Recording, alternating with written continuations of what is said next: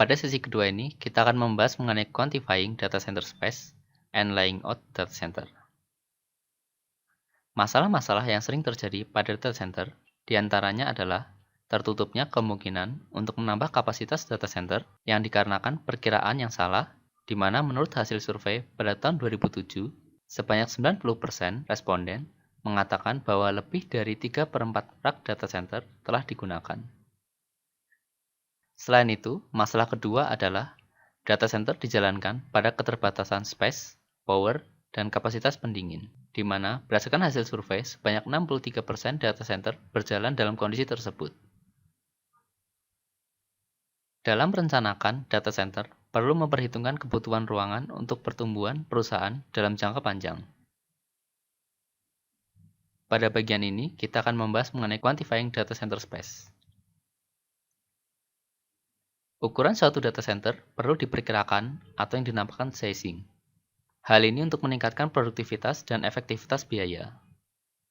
Terdapat beberapa variabel yang mempengaruhi ukuran dari suatu data center, yaitu jumlah karyawan, data center atau employee base, jumlah dan jenis server dan infrastruktur lain atau equipment base, dan ukuran area non-server yang juga termasuk dalam equipment base. Terdapat dua metode dalam melakukan sizing data center, yaitu employee base dan equipment base. Metode employee base mengacu pada jumlah pegawai yang bekerja dan jumlah space per orang. Metode ini cocok untuk diterapkan pada pengembangan server.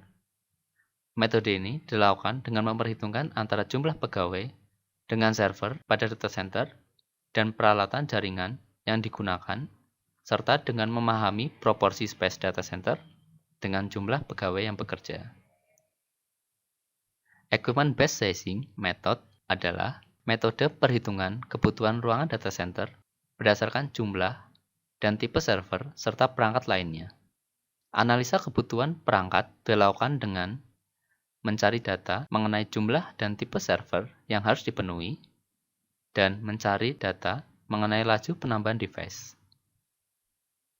Berikut adalah hal-hal yang perlu dihindari untuk ruangan data center, yaitu bentuk ruangan yang tidak biasa, seperti kurva dan cekungan, berdekatan dengan kamar mandi dan dapur, struktur tetap bangunan seperti tangga dan tiang atau pilar, ruangan yang berpotensi menimbulkan resiko keamanan seperti terbukanya akses dari luar, posisi ruangan yang menyulitkan untuk memasukkan server baru.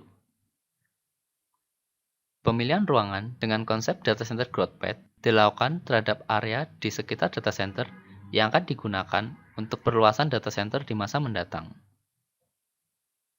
Dalam memilih data center growth path yang ideal, dapat dilakukan dengan mengikuti beberapa kriteria berikut. Yang pertama, area yang mudah untuk dimodifikasi, area yang tidak memiliki fungsi bisnis yang kritis, area yang pemindahannya tidak mengganggu operasional perusahaan, dan area yang tidak memiliki struktur bangunan yang bersifat tetap dan tidak dapat dipindahkan. Berikut adalah studi kasus. Untuk menentukan ruangan data center dengan mempertimbangkan growth path, terdapat 3 buah ruangan, yaitu A, B, dan C. Untuk ruangan A, bentuk ruangan tidak bagus karena adanya cekungan yang ditandai dengan tanda X. Ruangan yang bersebelahan dengan tangga sehingga membatasi kemungkinan untuk mengadakan perluasan. Dan ruangan ini dapat digunakan apabila tidak ada ruangan yang lebih baik. Untuk ruangan B, menguntungkan karena ruangan berdekatan dengan loading dock, ruangan bersebelahan dengan tangga sehingga membatasi kemungkinan untuk mengadakan perluasan data center, berpotensi untuk menimbulkan resiko keamanan karena memiliki pintu eksternal. Gunakan ruangan ini apabila diperkirakan tidak akan ada perluasan di masa depan. Untuk ruangan C, menguntungkan karena letaknya yang berdekatan dengan loading dock, area ruangan yang luas, dapat dilakukan perluasan ruangan dengan menghilangkan 2 ruang karyawan di bawahnya yang ditandai dengan tanda X.